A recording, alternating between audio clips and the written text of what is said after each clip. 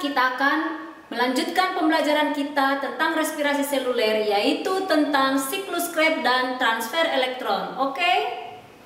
Sekarang kita membahas tentang gambar ini. Gambar ini adalah siklus Krebs atau siklus sitrat.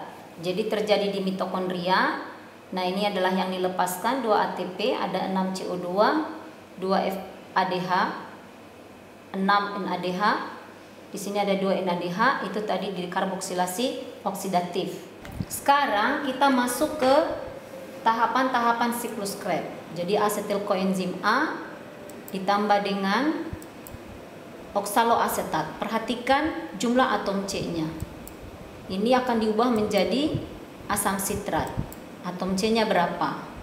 Lalu diubah lagi menjadi asam isositrat. Lalu diubah menjadi alfa ketoglutarat. Nah, di sini dia akan mengubah NAD menjadi NADH.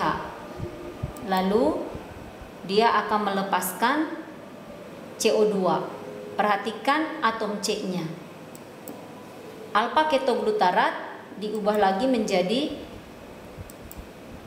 suksinil koenzim A. Jadi di sini ada penambahan CoA. Nah, atom C-nya ini 4, ini 5, ini 6. Nah, berarti ada juga di sini pelepasan CO2. Ya. Dan NAD akan diubah lagi menjadi NADH.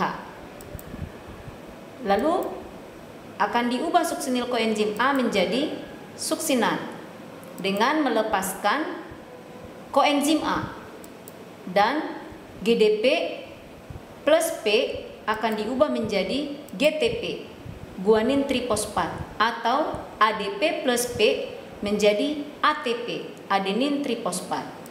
Suksinat akan diubah menjadi fumarat dengan membentuk FADH dari FAD.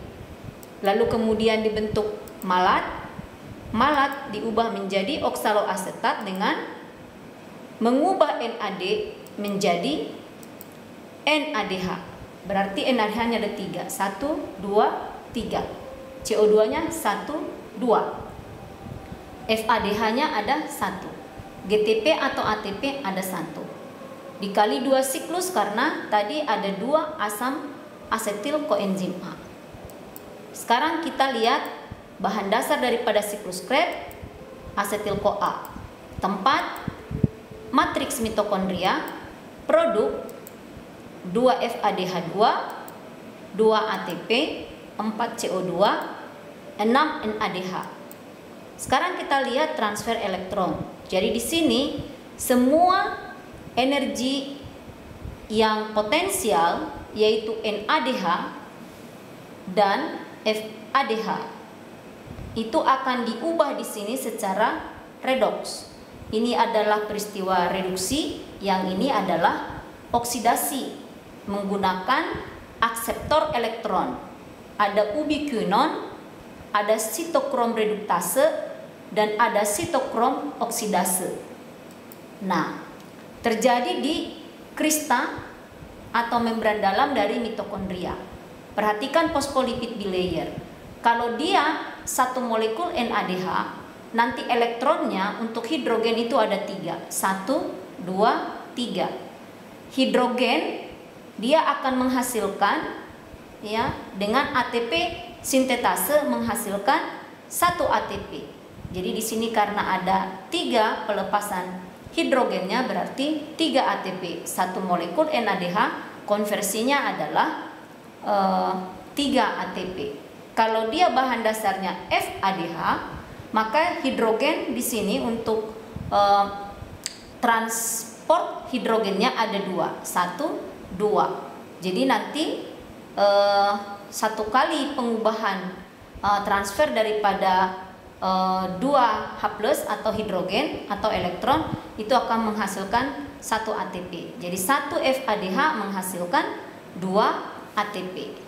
Nah, jadi bagaimana caranya kita menghitung produksi ATP respirasi aerob?